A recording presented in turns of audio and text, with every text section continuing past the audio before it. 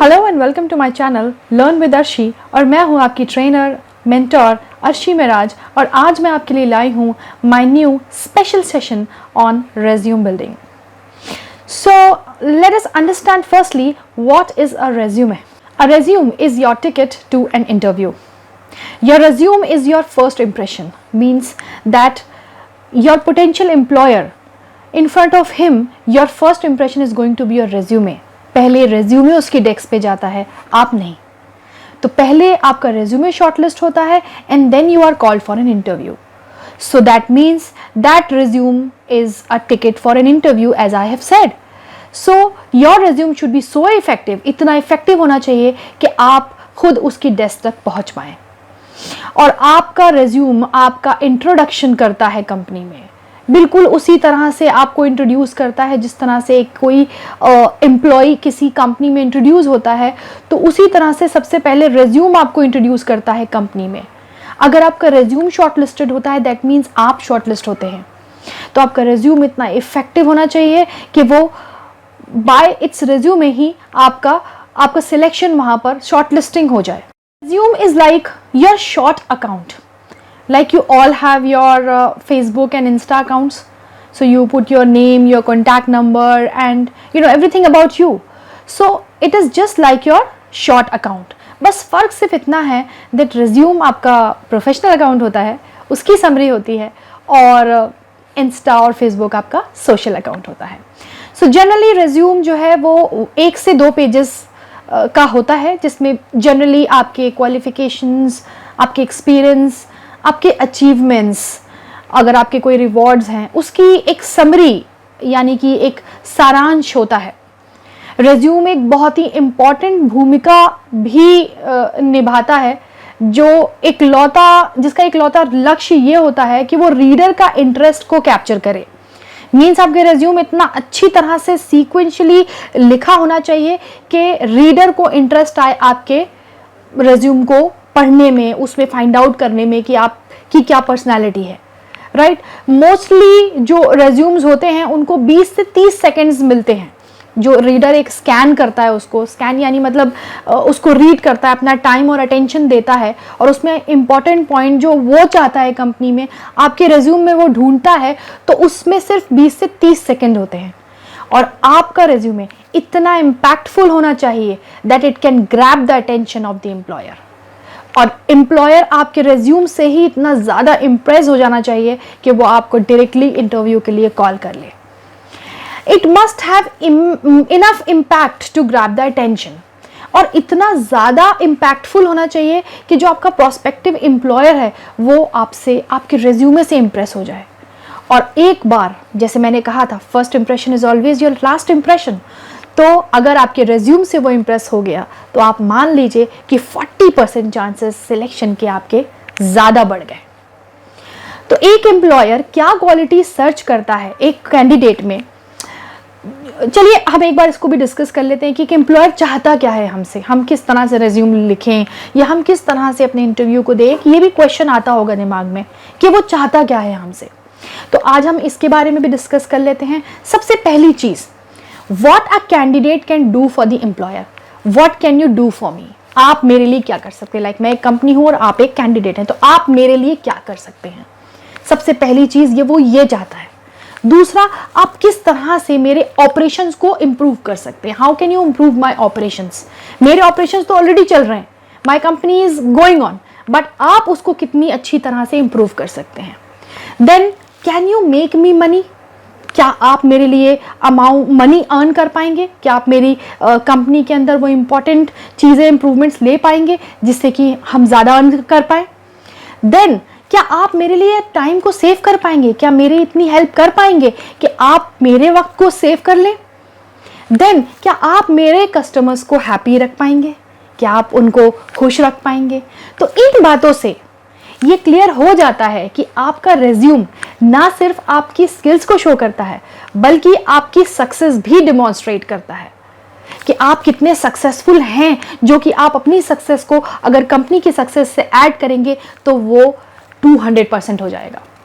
Your resume must not only show the skills you have, सिर्फ अपनी skills को ही नहीं दिखाना है, हमें अपनी सक्सेस को भी डिमॉन्स्ट्रेट करना बहुत बहुत ज़्यादा ज़रूरी है। तो ये तो बातें हो गई जो एक कंपनी एक्सपेक्ट करती है कैंडिडेट से। तो हम अगर उस बात को समझ लेंगे तो हमारे आंसर्स उसी तरह से हमारे माइंड में से आएंगे और उसी तरह से हमारे ज़बान से निकलेंगे और वही आंसर्स हमारे लिए बेहतर होंगे। Now everything which has an order it is easy to understand. जिस भी चीज़ का ऑर्डर होता है आप आसानी से उसको अंडरस्टैंड और फॉलो कर सकते हैं। तो अगर हमें कोई फॉर्मेट मिल जाए जिसमें हम अपनी डिटेल्स को यूज़ करके उस फॉर्मेट में अपनी डिटेल्स को अरेंज करके और प्रॉपर्ली सिस्टमैटिकली रिज्यूम को बिल्ड कर सकते हैं, तो हमारे लिए कितना आसान होगा। क्यों? क्योंकि हमें एक सीक्वेंस ऑलरेडी मिल जाएगा। तो जैसे कि मैंने कहा कि सीक्वेंस अगर होता है तो उसको अंडरस्टैंड करना बहुत आसान होता है। So there are variety of formats, बहुत सारे फॉर्मेट्स अवेलेबल हैं जिसमें कि आप अपने रिज्यूम को अरेंज कर सकते हैं। तो आज मैं आपको एक बहुत ही ईजी और इफेक्टिव रिज्यूम का ऑर्डर बताने वाली हूँ, जिससे कि आपको ये समझ आएगा कि आपको कौन सी चीज़ पहले लिखनी है, कौन सी चीज़ बाद में लिखनी है, राइट। तो मोस्टली जो रिज्यूम्स फॉलो करते हैं हम एक टिपिकल नॉर्मल यूनिक ऑर्डर जो है वो डिस्कस करेंगे। तो सबसे पहले आपकी आती है कॉन्टैक्ट इन्फॉर्मेशन। अब आपकी कॉन्टैक्ट इन्फॉर्मेशन का मतलब ये नहीं है कि सिर्फ आपका मोबाइल नंबर। कॉन्टैक्ट इन्फॉर्मेशन का मतलब ये होता है कि आपका कॉन्टैक्ट नंबर, आपकी ईमेल आईडी जिससे कॉन्टैक्ट किया जा सकता है, आपका एड्रेस जिससे कि आपको पोस्ट किया जा सकता है या कॉरेस्पॉन्ड किया जा सकता है। तो हर वो चीज़ जिससे आपसे कॉरेस्पॉन्डेंस हो सकता है that is known as contact information. ठीक है, तो उसमें सबसे पहले आपका नेम आ जाता है। सबसे पहले हम अपना नाम लिख लेंगे, फिर हम एड्रेस लिखते हैं, फिर सिटी, स्टेट और उसका जो पिन कोड है, जिप कोड है, वो हम लिखते हैं। फिर हम अपना एक मोबाइल नंबर लिखते हैं या एक ऑल्टरनेट नंबर भी दे सकते हैं, एंड देन हम एक ईमेल आईडी लिखते हैं। ठीक है, सेकेंड चीज जो होती है जो कॉन्टैक्ट इन्फॉर्मेशन में आती है दैट इज प्रोफेशनल एफिलिएशन। वो ऑप्शनल होता है। मान लीजिए कि प्रोफेशनल एफिलिएशन में लाइक लिंक्डइन आपने सुना होगा, वो एक प्रोफेशनल साइट है। तो अगर आपका लिंक्डइन अकाउंट है तो आप अपनी लिंक्डइन आईडी दे सकते हैं, but it is completely optional. अगर आपका लिंक्डइन अकाउंट नहीं है तो प्लीज आप बिल्कुल भी नहीं मेंशन करें, बट अगर आपका लिंक्डइन अकाउंट है तो it will make an impact, जरूर मेंशन करें। थर्ड पॉइंट है ऑब्जेक्टिव और करियर। तो आपका जो करियर प्रोफाइल है और जो आपका ऑब्जेक्टिव है, आपका ऑब्जेक्टिव क्या है कि आप अगर अप्लाई कर रहे हैं कंपनी में तो क्या ऑब्जेक्टिव है। तो ये एक शॉर्ट स्टेटमेंट होता है जो इंक्लूड करता है जॉब टाइटल यू वांट, जो टाइटल आप चाहते हैं, और मेन रीजन कि आप क्यों कंसिडर करना चाहते हैं वो पोजीशन। तो इसके लिए आपका ऑब्जेक्टिव बहुत ही क्लियर होना चाहिए। उसी लाइन में कंपनी की रिक्वायरमेंट के अकॉर्डिंग ही आपको अपना ऑब्जेक्टिव सेट करना होगा। देन आपकी करियर प्रोफाइल आती है। करियर प्रोफाइल एक शॉर्ट पैराग्राफ होता है, यूजुअली 3 से 5 सेंटेंसेस से ज़्यादा नहीं होना चाहिए, जो कि हाईलाइट करता है आपके एक्सपीरियंस और आपकी क्वालिफिकेशंस जो जॉब में रिक्वायरमेंट है उसको मैच कर रही हो, जिसके लिए आप अप्लाई कर रहे हैं। तो उसके लिए बहुत ज़रूरी होता है आप जॉब डिस्क्रिप्शन को अच्छी तरह से पढ़ लें और उसमें जो चीज़ें मांग रहे हैं आप उसी के अकॉर्डिंग अपना करियर और ऑब्जेक्टिव फाइनल करें।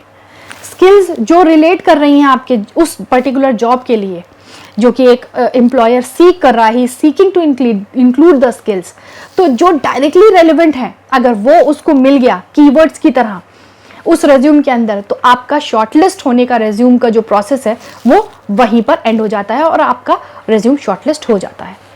अपने स्ट्रेंथ और अकम्पलिशमेंट्स को जरूर हाईलाइट करें। ठीक है, इन स्किल्स को बताने के लिए अकम्पलिश क्या किया है, कितने रिवॉर्ड्स मिले हैं, किस तरह से आप उसको हाईलाइट करना बहुत जरूरी है। Then comes your academic projects, means internships करे हों या कोई एकेडमिक प्रोजेक्ट्स करे हों, तो उसके अंदर सबसे पहले आपका जो प्रोजेक्ट का नाम है वो होना चाहिए। फिर जो उसकी सब्जेक्ट लाइन है कि आप वो प्रोजेक्ट में क्या फाइंड आउट करना चाह रहे हैं, क्या बना रहे हैं आप, किस टाइप का प्रोजेक्ट है, एक 1 लाइन का या 2 लाइन का डिस्क्रिप्शन अबाउट द प्रोजेक्ट कि वो प्रोजेक्ट क्या था।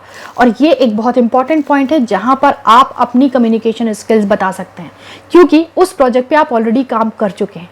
अगर उस प्रोजेक्ट का थोड़ा सा इलैबोरेटिव आपने बताया डिस्क्रिप्शन, तो मे बी एम्प्लॉयर आपको उसी में से क्वेश्चन कर ले, और चूंकि आप वो प्रोजेक्ट ऑलरेडी बना चुके हैं तो आप आसानी से आंसर कर सकते हैं। तो ये एक बहुत अच्छा मौका होता है कि आप अपने प्रोजेक्ट के बारे में अच्छे से कम शब्दों में बट इम्पैक्टफुल शब्दों में आप उसका डिस्क्रिप्शन ज़रूर दें। तो अगर आप टेक्निकल हैं, मान लीजिए आप इंजीनियरिंग आपने की है, बीई किया है या बीटेक किया है या एमटेक किया है, तो आपने जो भी टेक्नोलॉजी या टूल्स यूज़ करे हैं उस प्रोजेक्ट को बनाने के लिए, से अगर आपने कोई वेबसाइट बनाई है तो आपने कौन से टूल्स, कौन से सॉफ्टवेयर्स यूज़ करे हैं, तो उसका एक ब्रीफ डिस्क्रिप्शन प्रोजेक्ट का आप अगर देंगे तो this is going to be like anything, आपके लिए एक बहुत ही अच्छा ये गोल्डन स्पून है। आपका क्या रोल रहा है उसका डिस्क्रिप्शन, आपका कंट्रीब्यूशन क्या रहा है उस प्रोजेक्ट में। मान लीजिए अगर आपने 2 लोगों ने 3 लोगों ने मिलकर प्रोजेक्ट किया है तो उसमें आपका क्या कंट्रीब्यूशन रहा है, रियल टाइम आपने क्या यूजेस किए हैं उस प्रोजेक्ट के लिए, तो this is going to be explained, right. Then comes your education. तो आपके लिस्ट ऑफ डिप्लोमा या डिग्री, सर्टिफिकेट्स, स्कूल नेम, उसका सिटी, स्टेट, ये सारी चीज़ें मेंशन करना है। इफ़ अगर आप कॉलेज ग्रेजुएट हैं तो आपके कितने सेमेस्टर्स आपने कंप्लीट करे हैं, या list of date of completion, अगर आपने रीसेंट ग्रेजुएट कंप्लीट किया है तो आपने कितने साल पहले किया है, 1 साल पहले या 1.5 साल पहले। समरी ऑफ द स्किल्स आपका लास्ट पॉइंट आता है। आपके रेज्यूम के अंदर डेट वाइज आपका ग्रेजुएशन या आपका 10th 12th इन सब की information date wise, year wise आपका रहना चाहिए। सेमेस्टर्स हैं तो सेमेस्टर वाइज आपका रहना चाहिए। लास्ट 3 सालों के बारे में आपको कंप्लीट देना है। फिर उसके बाद लास्ट आपका आता है समरी ऑफ स्किल्स, जो आपकी स्किल्स हैं उसका समरी। ये ऑप्शनल होता है। अगर आपको लगता है कि आपकी कुछ और एक्स्ट्रा स्किल्स हैं जो कि आप शेयर करना चाहते हैं एक एम्प्लॉयर से, जो उसके जॉब डिस्क्रिप्शन के अकॉर्डिंग, मान लीजिए कि अगर किसी को UI UX की रिक्वायरमेंट है और अगर आपको 3D में माया आता है, तो आपने मान लीजिए वो आपने एकेडमिक से अलग हटके करा हो, उसका डिप्लोमा करा हो या सर्टिफिकेशन किया हो, तो अगर आप उसका इंफॉर्मेशन देंगे तो वो एक यूजफुल चीज़ है। कंपैरेटिवली कुछ लोग क्या करते हैं कि वो अपनी कुछ स्किल्स में, that I am a guitar player, hobbies का किसी भी एम्प्लॉयर से कोई लेना देना नहीं है अनटिल अनलेस आपकी हॉबी उसके काम की ना हो। आप अगर किसी म्यूजिक इंडस्ट्री में या किसी इवेंट कंपनी में अप्लाई करने जा रहे हैं मान लीजिए फॉर एग्जांपल, और अगर आपको म्यूजिक आता है या अगर आपको गिटार प्ले करना आता है तो वहाँ पे वो एडेड एडवांटेज है। और अगर आप एक सॉफ्टवेयर इंजीनियरिंग के लिए जा रहे हैं मान लीजिए, या सॉफ्टवेयर डेवलपमेंट में जा रहे हैं, तो वहाँ पे अगर आपको सिंगिंग आती है या आपको गिटार प्ले करना आता है या आपको कीबोर्ड प्ले करना आता है, इससे किसी भी एम्प्लॉयर को कोई लेना देना नहीं है। हाँ, अगर आपको कुछ टेक्निकल स्किल्स आती होंगी, कुछ नए सॉफ्टवेयर आते होंगे, उन सॉफ्टवेयर पे काम करना आता होगा, तो वो इम्पॉर्टेंट है, वो उसके काम की चीज़ है। तो अगर इस तरह के कोई स्किल्स अगर हैं तो ये कंप्लीटली ऑप्शनल है, बट अगर हैं तो आप ज़रूर मेंशन कीजिए। So friends, thank you very much. आपको अगर कोई क्वेरीज है तो प्लीज़ आप कमेंट सेक्शन में अपनी प्रॉब्लम्स और अपनी क्वेरीज पूछ सकते हैं, and we will post videos related to your queries. तो अगर आप मेरी इस वीडियो सीरीज से जुड़े रहना चाहते हैं तो please subscribe this channel and click on the bell icon for new video notifications. जब तक के लिए फिर मिलेंगे। Good bye friends, take care, keep well, stay safe, stay connected, bye bye.